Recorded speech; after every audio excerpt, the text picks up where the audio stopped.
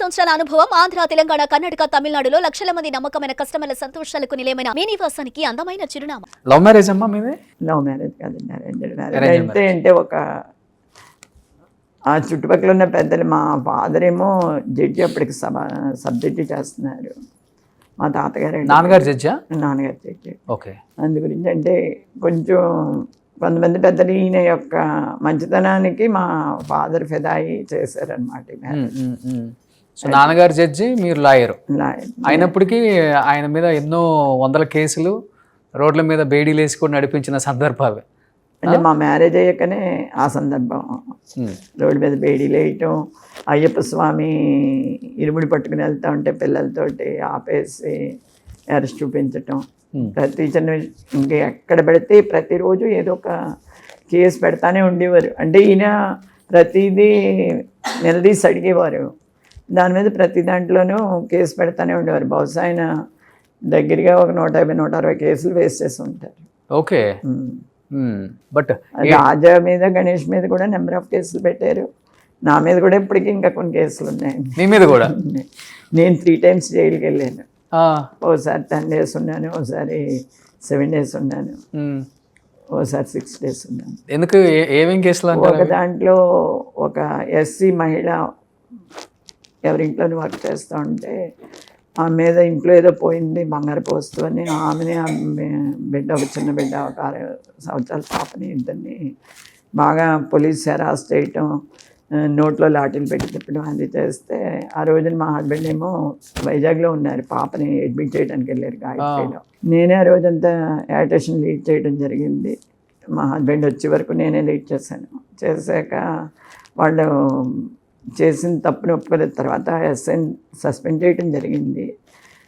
అప్పుడు ఒక 9 days జైల్లో ఉన్నాను. అప్పుడే ఈ జైల్లో పరిస్థితులు బాగోలేదు, స్టేట్ జైల్లోనూ, స్టేట్ జైల్ ఫర్ ఉమెన్లో పరిస్థితులు బాగోలేదు. ఏదైనా మూత్ర విసర్జన చేస్తే వేళ్ళు ఎత్తుకుని బయట పోసుకోవటం, ఇలా రకరకాల ఇబ్బందులు ఉంటే దాని మీద హ్యూమన్ రైట్స్ కమిషన్కి నేను పెట్టడం, వాళ్ళు వచ్చి ఇది చూసి పరిస్థితి బాగోలేదని అప్పుడు జైలు మళ్ళీ శుభ్రంగా అన్ని పరిస్థితులు రికవర్ సర్చ్ చేయటం ఇవన్నీ జరిగినాయి. ఎలక్ట్రికల్ యాజిటేషన్లో ఒకసారి వెళ్ళానండి. ఓకే. తర్వాత ఇలాగే ఎవరినో కొట్టారన్న దాంట్లో గట్టిగా మాట్లాడానని చెప్పి దాని మీద కూడా నా మీద కేసు పెట్టారు. 3 times జైలుకి వెళ్ళిన కేసులు. అలా కాకుండా మన రాజా, గణేష్ వేళ్ళలోనేమో ఈ తెలుగుదేశం పార్టీ ప్రభుత్వం అధికారంలో ఉండగా గత టైంలో 2014-19 మధ్యలో బంద్ కార్యక్రమాల్లో పార్టిసిపేట్ చేసినప్పుడు వీళ్ళు కొంతమంది నాయకులు తీసుకెళ్ళి లోపల బంధించారు. గణేష్ని కూడా తీసుకెళ్లారంటే రాజా వాళ్ళు వెళ్ళారు. అప్పుడు ఓకే మాట్లాడటానికి వెళ్తే వాళ్ళ తలుపులేసి కొంచెం అదే మన స్టేషన్ తలుపులేసి వేయటం, వీళ్ళు గట్టిగా వీళ్ళు మాట్లాడుకోవడంలో ఒక ఏఎస్పీ అక్కడ ఉన్నాడు, సిద్ధారెడ్డి అని. ఆ రోజుని అతను కొంచెం వ్యంగ్యంగా వల్గర్గా మాట్లాడటం, అంటే బూతులు మాట్లాడటం అవి చేయటం, దాంతో మేము గట్టిగా ఇది చేస్తే నన్ను బలవంతంగా మహిళా నక్సలైట్ని తీసుకొస్తున్నానని గోకవరం తీసుకెళ్ళారు. అక్కడ ఉన్న పోలీస్ ఆఫీసర్స్ అందరూ ఈవిడి నక్సలైట్ ఏంటో బాబు, ఇప్పటివరకు నక్సలైట్ని తీసుకొస్తుందని అందరినీ ఆవిడ చేశారు. అందులో కూడా కేసు పెట్టారు. రాజాని వాడిని నగర బహిష్కరణ చేస్తే ఏలూరు, అంటే ఆ జిల్లాలో ఉండడానికి, లేకపోతే ఏలూరులో ఉంచడం జరిగింది చాలా రోజులు. తర్వాత కొన్ని రోజుల తర్వాత రిలాక్సేషన్ చేశారు. వీళ్ళని ప్రకటించడానికి వచ్చారని చెవిరెడ్డి భాస్కర్ రెడ్డి గారిని కూడా కేసులో ఇరికించారు. మొన్నటి వరకు విజయవాడ కోర్టుకి వచ్చామండి. సో జీవితం అంతా చూసేసారు అయితే, ఎన్ని చూడాలి అన్నీ. అది కానీ ఏది కూడా పెద్ద బాధగా కూడా అనిపించలే, అన్ని చూశారు కాబట్టి. బాధ అనిపించడానికి మనం ఏదైనా ఒక దొంగతనం చేసో, ఇంకో తప్పుడు పని చేసో, లేకపోతే ఎవరిదైనా దోచుకునో, లేకపోతే ఏదైనా కబ్జాలు చేసో జైలుకి వెళ్తే బాధపడాలి, కానీ కేసులు పెట్టించుకుంటే బాధపడాలి. కానీ జనం కోసం వెళ్ళిన కేసుల్లో మనం బాధపడటం, మనం ఉన్నది రోజు వాళ్ళకి ఏం చెప్తున్నాను ధైర్యంగా. నేను ఒకటే చెప్తానండి, ఏ రోజైనా మాకు కూడా వచ్చేవాళ్ళు ఎవరైనా సరే, ఒక లాఠీ తగిలినా, ఒక తోట తగిలినా ముందు మాకు తగిలేకనే మీకు తగలాలి తప్ప మీకు తగిలించే పరిస్థితిలో మేము ఎప్పుడూ ఉన్నాం. మిమ్మల్ని ముందుకు తోసి మిమ్మల్ని ఇబ్బంది పెట్టే పరిస్థితిలో ఉన్నాం. ముందు నేనే ఉంటాను దేనికైనా, లేకపోతే నా కొడుకులు ఉంటారు, అంతే తప్ప. జగన్మోహన్ రామ్మోహన్ గారు అదే నేర్పారు మాకు. ఎందుకంటే నువ్వు ఇబ్బంది పడు తప్ప ఎదురుని ఇబ్బంది పెట్టడానికి చూడకని. నేను ఇబ్బంది పడ్డాకనే మీకు ఏదైనా ఇబ్బంది వస్తుంది, ఏ ఉద్యమంలో అయినా సరే అని చెప్పి చెప్తా ఉంటాను. ఇప్పుడే ఇలా ఇంత ఫెరోషియస్గా ఉన్నారంటే మీరు అప్పుడు ఎలా ఉండేవాళ్ళు ఒకసారి ఆలోచించుకుంటుంటే విజయలక్ష్మి గారు గూస్ బంప్స్ వస్తున్నాయి. అసలు మీరు చెప్తుంటే కొన్ని విషయాలు, సందర్భాలు. సారా ఉద్యమంలో ఎక్కువ కాలం తిరిగానండి. ఆ, తిరిగినప్పుడు కాంగ్రెస్ గవర్నమెంట్ ఉంది. ఆ రోజుని రామ్మోహన్ రావు గారు 1992-93లో కదా ఉద్యమం చాలా సీరియస్గా జరిగింది. ఇక్కడ రాసమ్మ అని చెప్పి నెల్లూరు డిస్ట్రిక్ట్లో ఆవిడ యాటేషన్ గట్టిగా చేస్తుందని, ఆ ఊరిని కట్టడి చేసుకుందని ఆవిడ కొన్ని ఇబ్బందులు పడేవారు. ఆవిడని మేము అక్కడ మీటింగ్ పెట్టి రాజమండ్రిలో గాంధీ జయంతి సందర్భంగా అక్కడికి ఇన్వైట్ చేయడానికి వెళ్ళాం. మొత్తం స్టేట్ అంతా తిరిగాను నేను, రామ్మోహన్ రావు గారు, ఇంకా నా తోటి కొంతమంది కొలీగ్స్. తిరిగినప్పుడు మా జిల్లాలోనే, అంటే అప్పటికి బిఆర్ అంబేద్కర్ కోనసీమ జిల్లా ఏర్పడలేదు, ఈ మధ్య కాలంలోనే ఏర్పడింది. అమలాపురం దగ్గర దేవగుప్తం అనే గ్రామంలో లేడీస్ని ఎక్సైజ్ వాళ్ళు సారా అమ్మనేమన్నారని కొట్టడం అయ్యి జరిగింది. నేను ఇక్కడి నుంచి వెళ్ళి ఆ రోజు రామ్మోహన్ రావు నన్ను పంపించారు అక్కడ. అంటే బహుశా మీ చిన్నతనంలో వచ్చి ఉంటుంది అంకురం అని ఒక సినిమా. ఆ సినిమాలో చాలా దారుణంగా ఇబ్బంది పెడతారు డాక్టర్ మిత్ర అని ఒక అతన్ని. పోలీస్ వాళ్ళ పహరా కాయటం, ఆ గ్రామంలో ఇబ్బందులు పెట్టడం ఇవన్నీ చేస్తూ ఉంటారు. సేమ్ నేను ఆ గ్రామానికి వెళ్ళేటప్పటికి అదే పరిస్థితి ఉంది. ఆ పరిస్థితిలో నేను నాకు కూడా వచ్చిన 4 ఫ్రెండ్స్, ప్రెస్ వచ్చారు కొంతమంది మాతో. ఆ గ్రామంలో అప్పటికే పరిస్థితులు చాలా దారుణంగా ఉన్నాయి.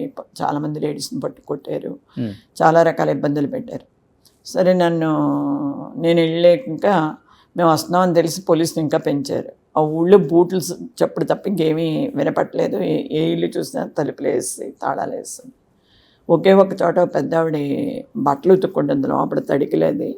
లోపల ఆవిడ ఒక్క ఆవిడ పెద్ద ఆవిడ ఇది చేస్తున్నారు. సరే అమ్మ, నేను ఇలా పలానా చోట నుంచి వచ్చాను, మీకు ఉపకారం చేయలేకపోవచ్చు కానీ అపకారం జరగదు, కనీసం నా ద్వారా అయినా పబ్లిక్ తెలిస్తే మీకు ఏమైనా న్యాయం జరుగుతుందేమో అంటే ఆవిడ ఇది చేసేటప్పటికి పోలీసులు అందరూ మా మీదకి వచ్చి మీరు బయటకు వెళ్తారా లేదా అని ఇది చేస్తే అందరూ అన్ని వైపులు అయిపోయారు. నేను ఇంకా అక్కడే ఉన్నాను. ఈ లోపల వీళ్ళు ట్రాన్స్జెండర్స్ని తీసుకొచ్చి నా మీద వదిలేరు. ఇప్పుడంటే ట్రాన్స్జెండర్స్ అందరం కలిపి సమాజంలో కలిసే ఉంటున్నాం. వాళ్ళు కూడా కొన్ని మంచి పనులు చక్కగా చేస్తున్నారు, ట్రాన్స్జెండర్స్ కూడా. కొన్ని విషయాల్లో, సమాజ సేవ విషయంలో వాళ్ళు కూడా బాగుంది. అంటే అల్లరి చేయిందామని తీసుకొచ్చారు వాళ్ళని. వాళ్ళు పాపం అలాగే నుంచున్నారు, వాళ్ళు ఏమీ లేదు. ఇంకా ఒక సిఐ రాజు అని ఉండేవాడు, చాలా దారుణమైనటువంటి బిహేవియర్, చాలా బూతులు అయ్యి మాట్లాడితే అబ్యూజింగ్గా బిహేవ్ చేయడం జరిగింది. సరే ఇంక 30వ తారీఖున మీటింగ్ పెట్టుకున్నాము. ఇవాళ ఏమో 28వ తారీఖు. చెలో దేవగుప్తం అని పిలిపిచ్చేసి నువ్వు వెనక్కి వచ్చేస్తాయి, 2వ తారీఖుని మనం గట్టిగా యాటేషన్ చేద్దాం. ఆ రోజు దేవగుప్తం వెళ్ళేటప్పటికీ చాలా దారుణమైన పరిస్థితుల్లో పాపం ఈయన వస్తున్నారని. అంటే రామ్మోహన్ అంటే ఒక భరోసా ఉండేది ఆ జిల్లాలో, రామ్మోహన్ రావు గారు అంటే. దాంతో జనం అందరూ ఊళ్ళోకి వచ్చారు, 3-4 వేల మంది జనం. ఎవరి ఒంటి మీద చూసినా చాలా గాయాలు ఉన్నాయి, చాలా ఇది ఉన్నది. సరే రామ్మోహన్ రావు గారు కొంచెం గట్టిగానే ఇది చేద్దామని చెప్పేసి అనుకోవటం. ఆ విషయంలో కొన్ని నిరాధ్యక్షలు, ఆమె నిరాధ్యక్ష అని లేకపోతే ఇవని చేయటం. గవర్నమెంట్ ఏమో నువ్వు తగ్గాలి, నువ్వేమో మద్యపాన నిషేధం అని తిరుగుతున్నావు అని చెప్పి అప్పటికి నేను గవర్నమెంట్ లీడర్గా ఉన్నాను.